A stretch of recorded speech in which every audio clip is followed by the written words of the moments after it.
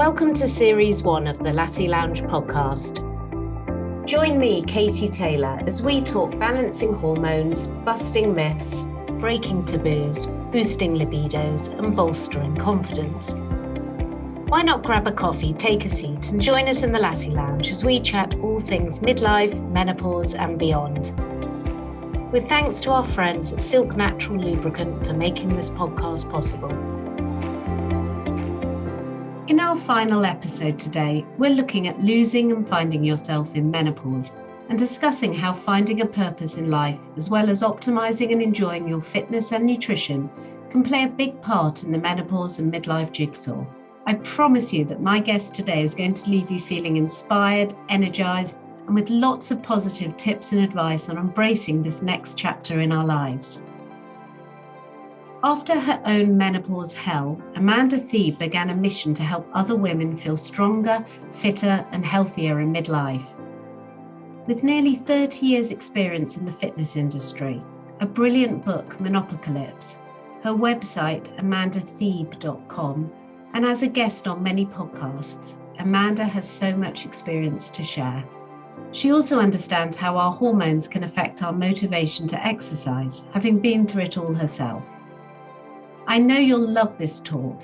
Amanda is not only an expert in her field, but is funny too, and her no-nonsense approach will leave you motivated and entertained. Welcome, Amanda. Good to be here, Katie. You're me over there. I always feel like you and I are the same person, just on different sides of the pond. Yeah, well, look, lovely to meet you halfway, and thanks for coming on this final podcast. I'm really happy to have you here. Now, listen, in this whole sort of first series of our podcast, we've talked quite a lot about perimenopause and menopause, often in terms of sort of fairly negative things, in terms of the impact it has on women. And we've looked at treatment options, and we spent a lot of time myth busting in order to reassure women. But for some, midlife is obviously so much more than menopause. And I always say we just want to get back to feeling our best so that we can get on with the rest of our lives and actually have fun. So I really wanted to end this first series by chatting to you in a sort of very positive look at midlife, and to obviously hear about your own personal story of how you lost and then found yourself again, and then understand a little bit about how fitness, nutrition, and finding a good sort of work-life balance are all essential pieces of that midlife menopause jigsaw puzzle. So maybe, do you want to just start off telling everyone a little bit about your own story and what you do as well? Yeah, so I am very much the person that wants to change the narrative. And you and I have discussed this many times, is that it's always headline grabbing news about, we're going to die early, we're deficient, we're going to get diseased. And I'm just like, that's really insulting to women. And it's insulting because it assumes that we're dead and washed up after menopause. And that's far from the truth.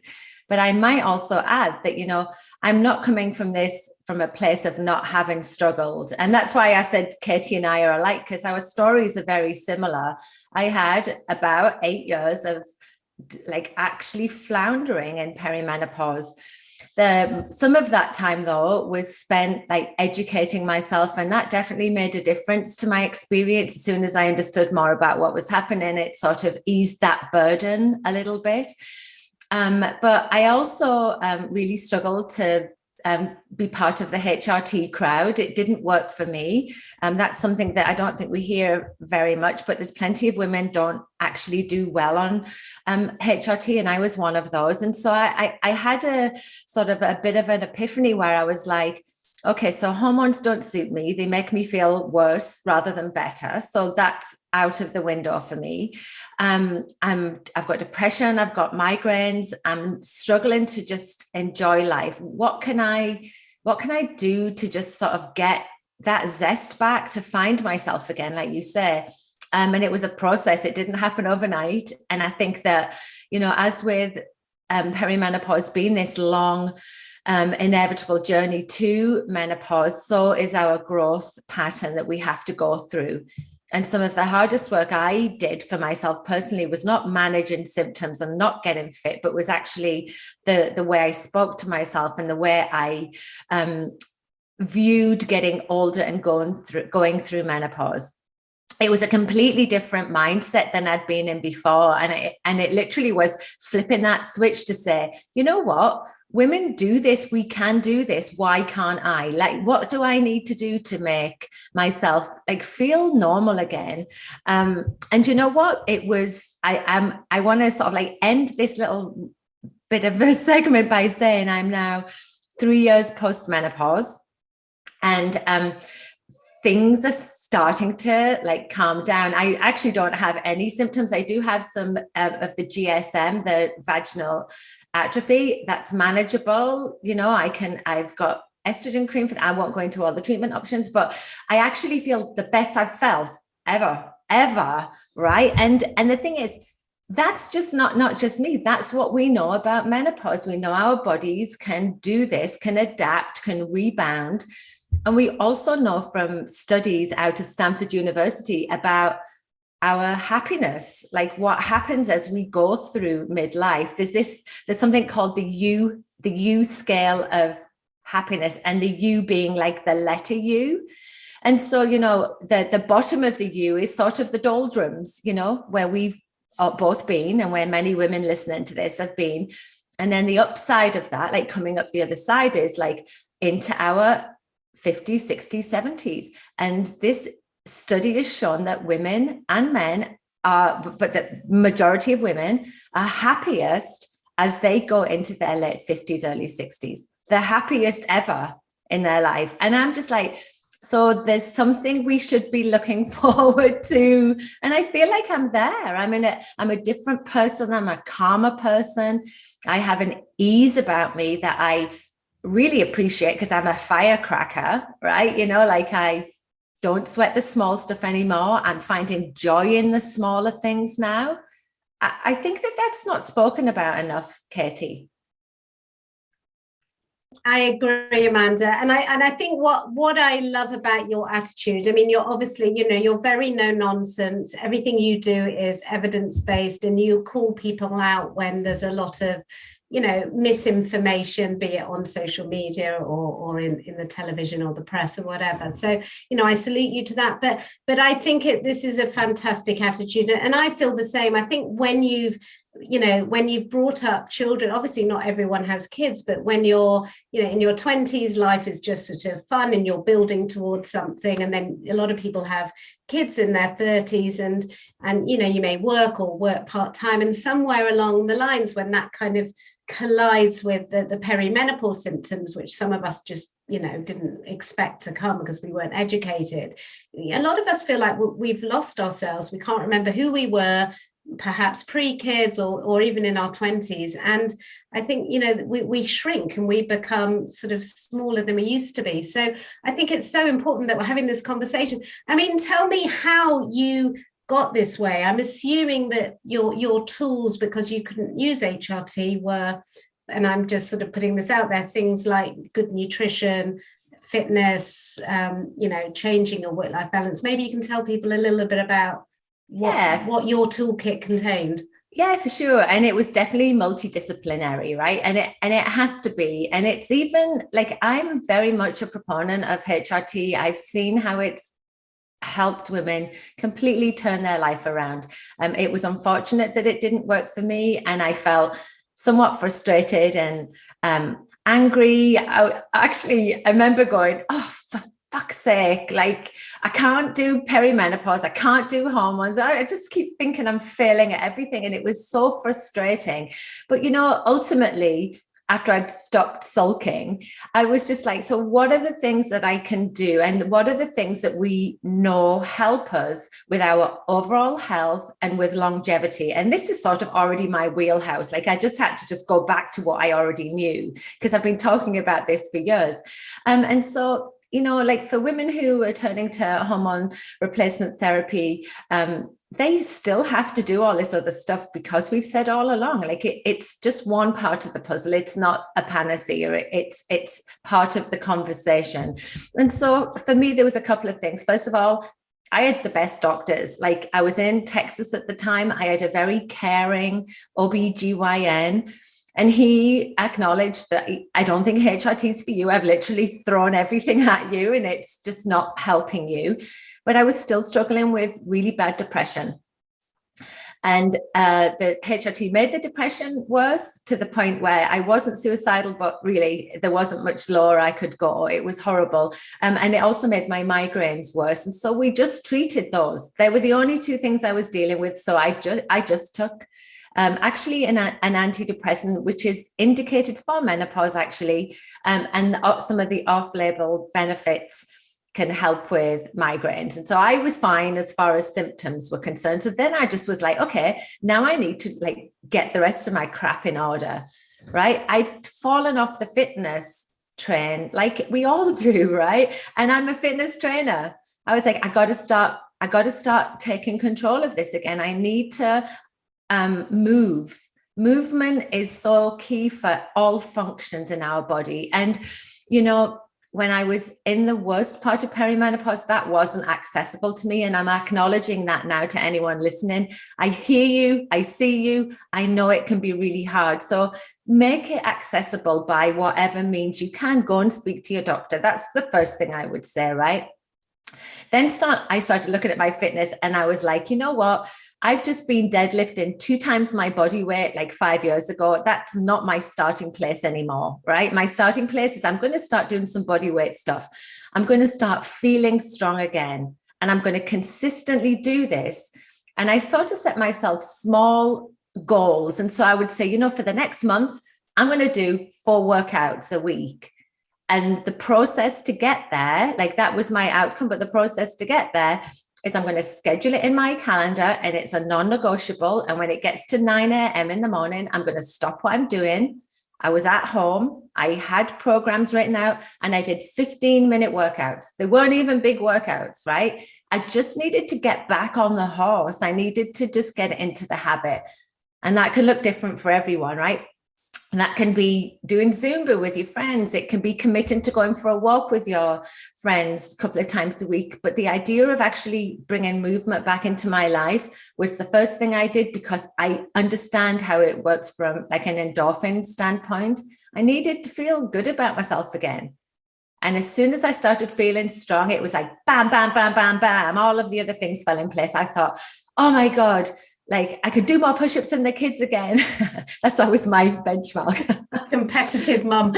Well, yeah, and my kids are all over. Everyone in my family is over 6 foot. So I like this little mum doing more push-ups than them. It puts them in the place. But no, in all seriousness, though, I just needed to find my confidence again. I'd lost my confidence like we all do. I didn't recognize the person I saw in the mirror. And I don't just mean physically. I mean, I just didn't see me. My eyes were dead. Like I couldn't recognize like what had happened and where I was going. And that was the work I wanted to do. And that's actually where I dug deep. And oh my God, it's just, I feel like I can breathe again. I feel like I can breathe again because I've realized that, you know, I was always there. I just had stuff piled on top of me and I needed to just shed some of those layers. And it's funny, isn't it? Because, you know, I've getting over COVID at the moment, and having set up a good exercise routine for me, I've completely fallen off the exercise bandwagon for the last month because I just haven't had that energy to even engage with it. But I realized in lockdown, and, you know, I say it on our website and in our membership, I talk about it a lot, that for me, you know, HRT did work. I tried to lose weight and I tried to get fit to cure my menopause symptoms, and that didn't work. But I did it the opposite. So the HRT worked for my psychological symptoms, and then I could actually engage with exercise and fitness. And I realized that actually by leaving my trainers and my workout kit at the foot of my bed, it was like a signal to me, you know, I could, to actually, this is your morning routine. And it's actually self-care. I don't even find it like, you know, sometimes I used to really not look forward to exercise. It was like oh God, I've got to do that. But actually it's a form of meditation, isn't it? Because you're in that zone, and for an hour, you're not looking at your 40 minutes or half an hour, whatever it is. You're not looking at your phone. You're not talking to your kids. You're just kind of in that, this is self-care. And I think that's kind of what you're talking about. It's it's got so many benefits, hasn't it? Because it's self-care, and also movement protects your bones. And I guess for you and anyone else who's listening who, they hear this whole mantra that HRT can prevent osteoporosis. Well, if you can't take HRT, I'm assuming that's, even more important, strength training for our bones.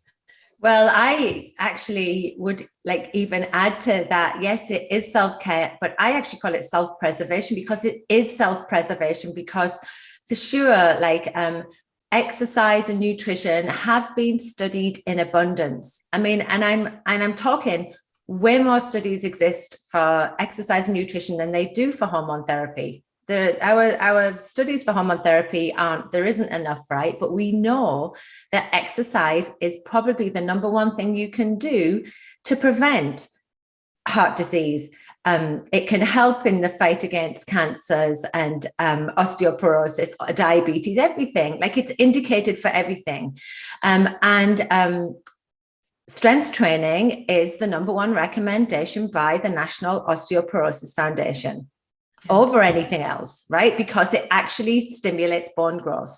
What happens is when you do strength training, there's a stimulus that happens where the muscle and the bone sort of separate and create these microfiber tears, and it stimulates the process to rebuild bone growth. And so people can turn around their osteopenia, which is the beginning of osteoporosis, and osteoporosis diagnosis. They can reverse those with strength training. And so the benefits that exist with hormone therapy can run alongside your strength training program, or they can be without them.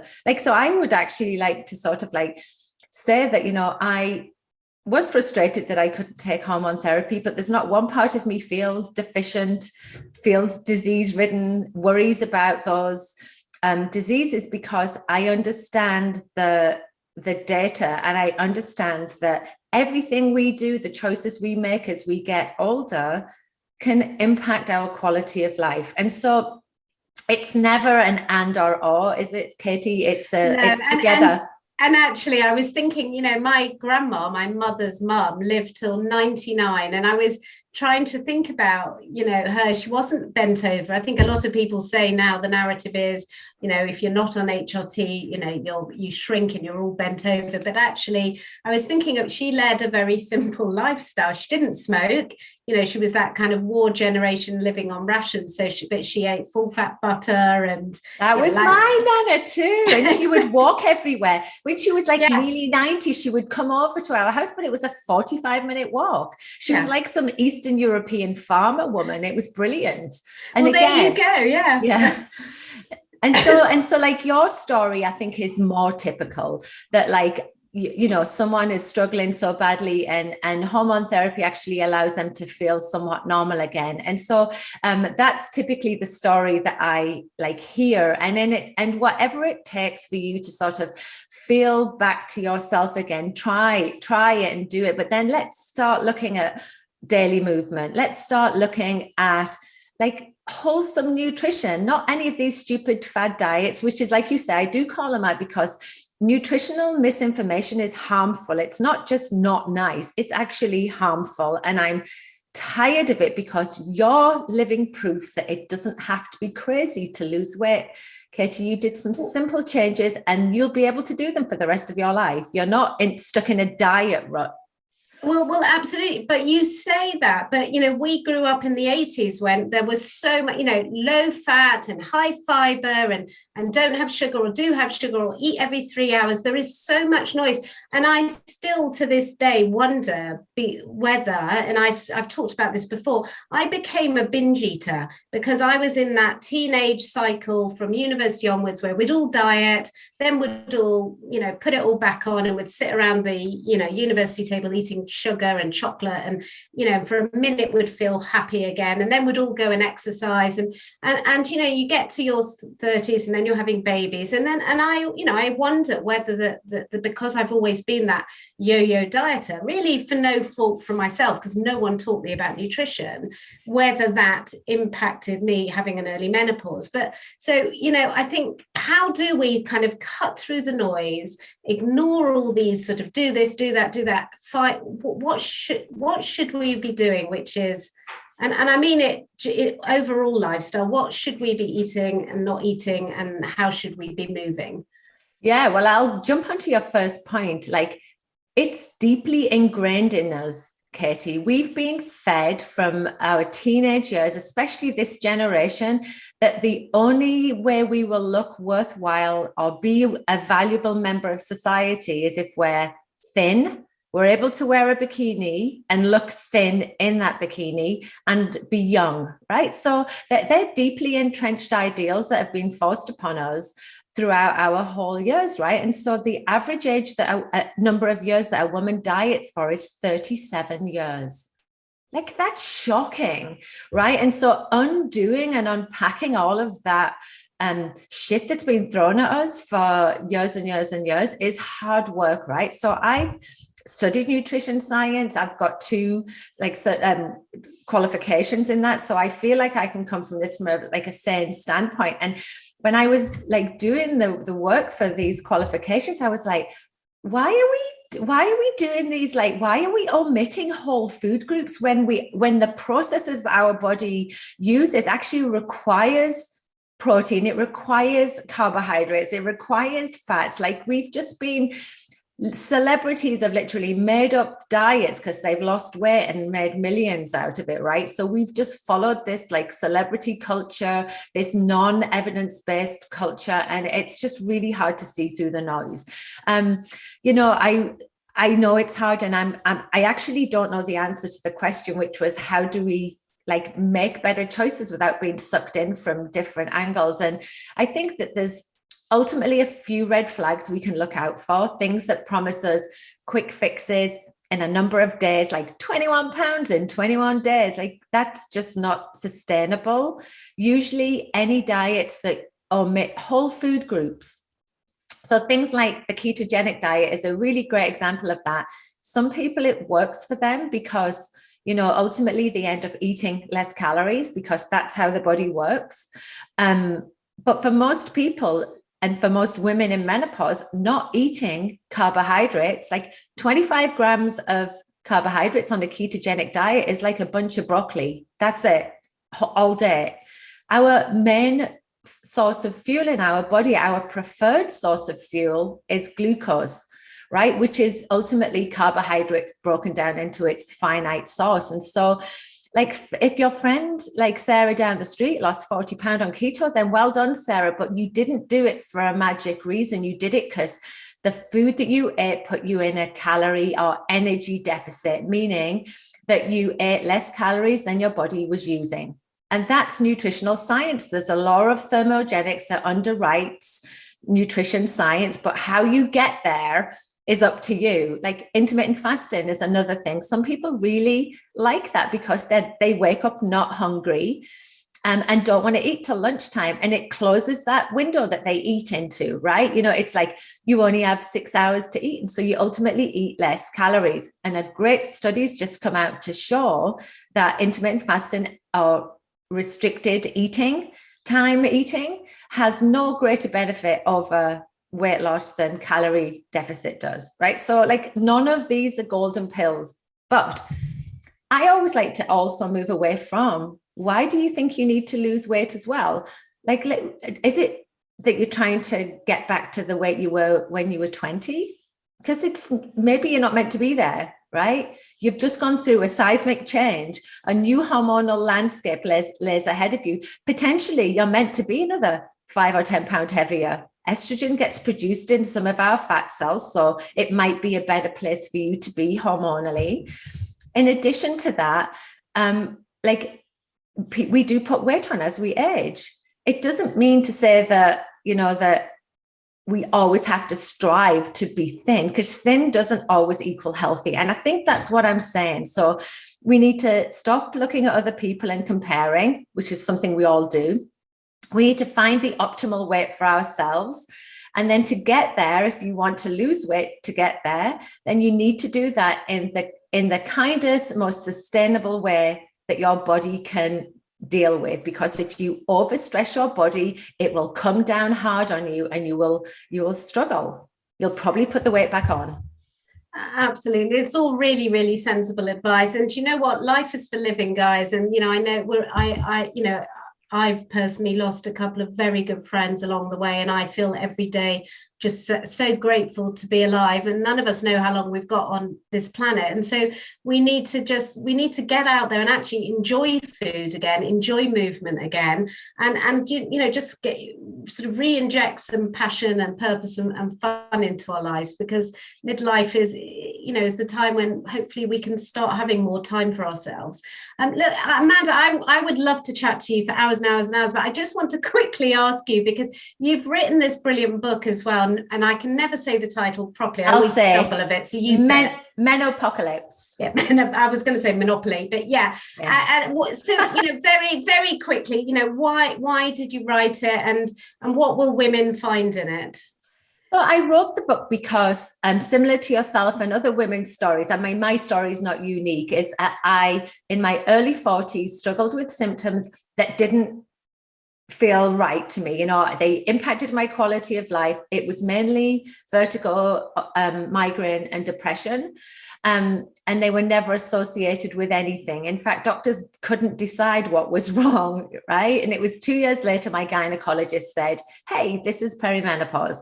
And it was a new word to me. I mean, I'm 52 almost now. So it was nearly 10 years ago. It was a new word to me. And I sort of dug deep and thought, I'm furious that nobody's ever spoken to me about this. Same as you, Katie. Your family are medical doctors. And it was only a couple of years in, they were like, maybe it is that, right? And so it was the same as you. I needed to understand. And then as soon as I understood, built a community to follow me, I realized that I actually wanted it all in one place. And I wanted it to be almost like a best mate's guide to menopause. So I teamed up with a couple of doctors to write the medical stuff. So it was aligned with the medical consensus. It had to be medically accurate for me. And I started to talk about what menopause is, why we gain weight and all of those, why we get a dry vagina, all of those things. And then the second half of the book is all about the things that you can do. So outside of your medical help, I talk about nutrition, and I don't just talk about what to eat. I talk about how to eat and how to have a better relationship with food, how to consider food as nourishment, not punishment, and to be more mindful about the food we eat. I talk about exercise, just moving every day. And I talk about strength training and how important it is for our body, almost like to bulletproof ourselves for old age. I talk about sleep and stress management and how to introduce mindfulness into your life, and mindfulness in a hippy dippy way, because I am just not that person at all, but really just about bringing things back to the present and understanding, how to cope with anxieties and depressions that can overwhelm us. And then the last part of the book which is my favorite, is how to build a resilient mindset. And that essentially is just how our thought process impacts us as we go through menopause and into old age, how we can sort of grab life again and find that zest for life that we lose it's devastating for us. Well, it comes back, and I help you get there with the help of a psychologist, by the way. I wrote that with a psychologist, that part. Oh, it sounds fantastic, and I'll put some in the show notes afterwards. I'll put some links to where everyone can obviously find you. What's your website as well? AmandaThebe.com. So it's nice and easy, and everything's there. So I have a podcast. Katie was on my old podcast. I've relaunched that, and you can find my Instagram and everything there, and my book. So come along, head over.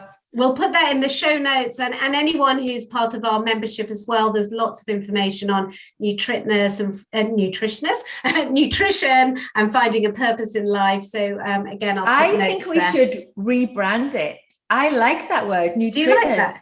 Nutritionist. Yeah. Why not? Yeah, should we trademark that? Cute. Anyway, listen, before we leave, what are your I'm going to put you on the spot a bit. Give us your top tips for finding your confidence again in midlife and regaining that zest. I want to end on a real positive note. Okay, so yeah, I've been there and I sort of like can really feel this one. It's one of those questions that I just really want women to know that there's more to life than menopause and we're not defined by it. And at the time, it can feel difficult when you feel overwhelmed with everything that's going on.